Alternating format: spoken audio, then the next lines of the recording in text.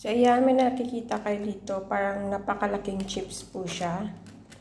Ito po ay tawag ay papadam. It's an Indian crackers. Pag bumibili kayo ng biryani, ayan, Indian foods, lalo na sa biryani, makikita nyo po to, kasama po ito.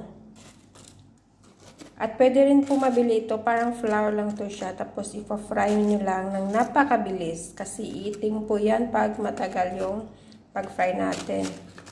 Tingnan nyo, ang ganda ng ano nyo. Parang giant chips po siya. Yan, malutong, masarap. Siyempre, parang may mga spices kayong matitikman dyan pag kinain nyo yan. Ganda ng itsura niya, oh. Pwede yan puputok, guys. Try natin. Ayan, nabubutas siya. So, sana try nyo rin po ito. Pwede nyo mabili ito sa mga supermarkets. Magtanong kayo, papadam. Ayan. Thank you for watching.